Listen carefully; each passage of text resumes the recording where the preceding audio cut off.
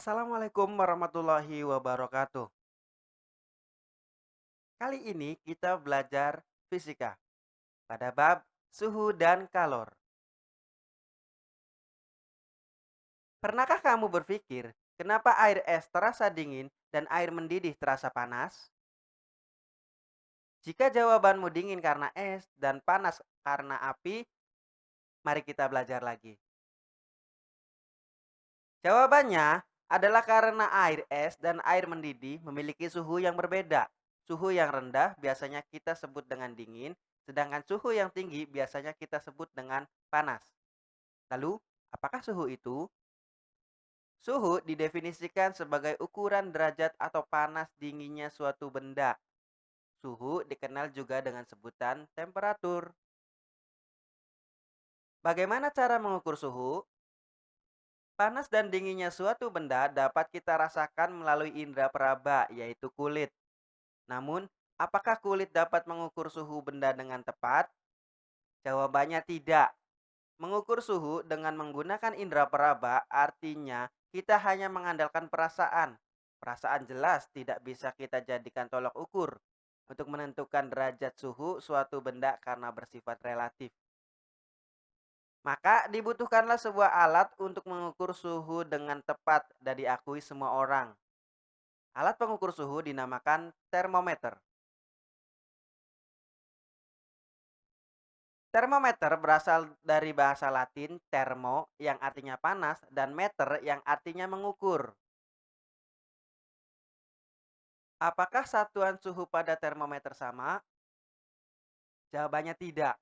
Ada beberapa jenis skala suhu yang sering digunakan oleh satuan internasional, yaitu Celsius, Reaumur, Fahrenheit, dan Kelvin. Indonesia menggunakan Celsius sebagai standar nasional suhu. Namun dalam sains internasional, biasanya menggunakan Kelvin sebagai standarnya. Berikut adalah perbandingan antara satuan suhu.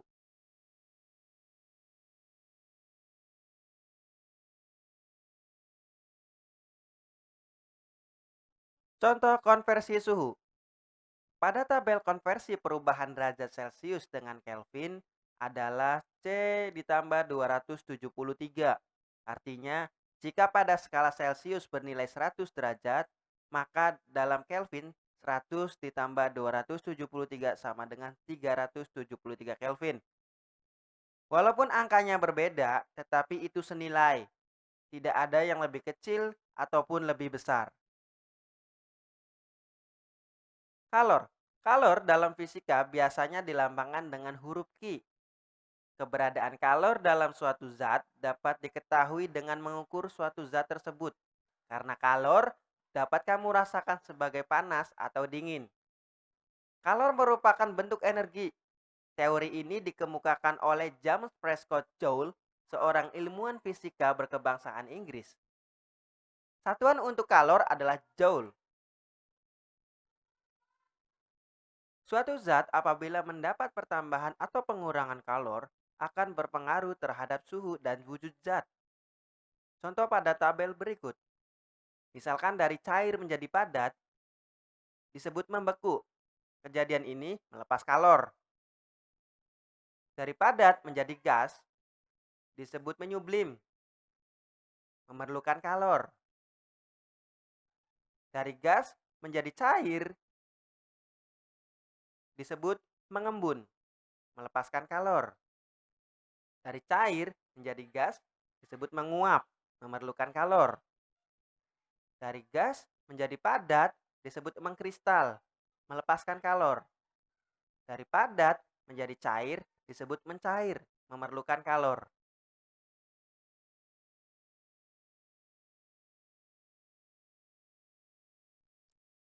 Perpindahan kalor.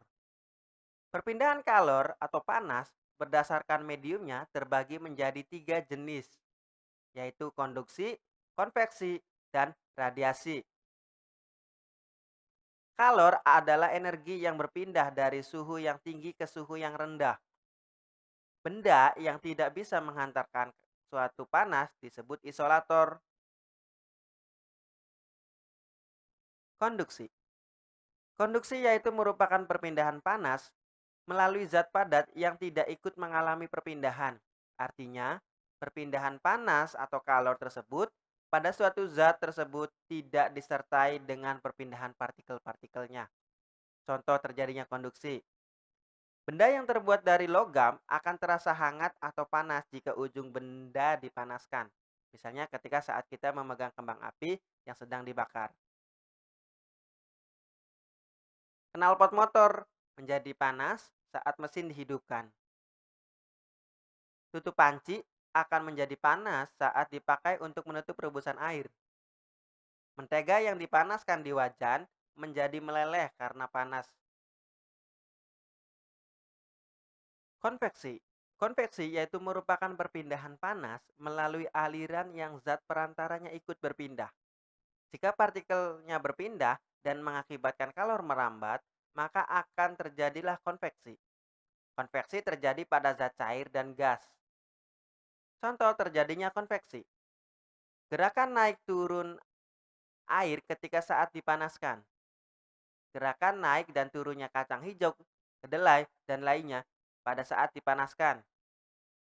Terjadinya angin darat dan angin laut.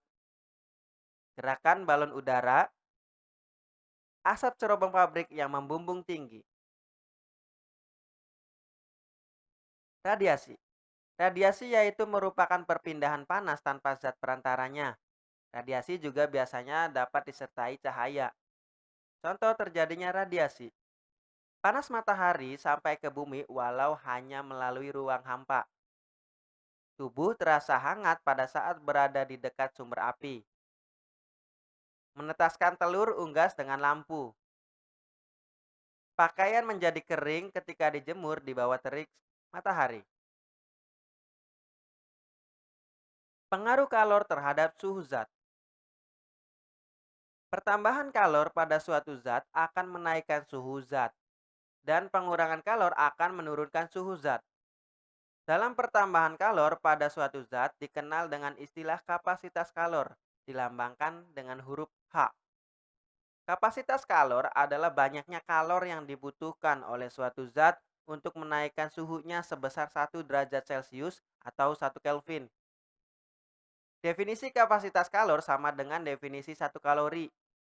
Oleh karena itu, kapasitas kalor dinyatakan sebagai kalori atau joule. Persamaan untuk mencari kapasitas kalor dituliskan sebagai berikut. H sama dengan Q per delta T.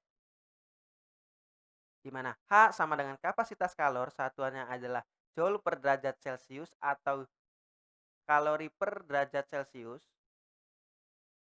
Q jumlah kalor pada suatu zat, satuannya joule atau kalori. Delta T adalah perubahan suhu. Suhu terakhir dikurangi suhu mula-mula dengan satuan derajat Celcius atau Kelvin. Kalor jenis. Kalor jenis adalah banyaknya kalor yang dibutuhkan oleh 1 kg zat untuk menaikkan suhu sebesar 1 derajat Celcius atau 1 Kelvin.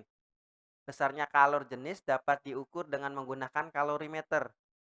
Secara matematis, besar kalor suatu zat dapat dinyatakan dengan Q sama dengan M C delta T. Q macet. Dengan Q sama dengan jumlah kalor pada suatu zat, satuannya adalah joule atau kalori. M adalah massa zat, satuannya adalah kilogram. C adalah kalor jenis zat, satuannya joule per kilogram derajat Celcius atau joule per kilogram Kelvin. Delta T adalah perubahan suhu. Suhu akhir dikurangi suhu mula-mula, satuannya adalah derajat Celcius atau Kelvin. Setiap zat membutuhkan jumlah kalor yang berbeda untuk menaikkan suhunya, sehingga memiliki kalor jenis berbeda-beda. Berikut adalah tabel kalor jenis C dari beberapa zat.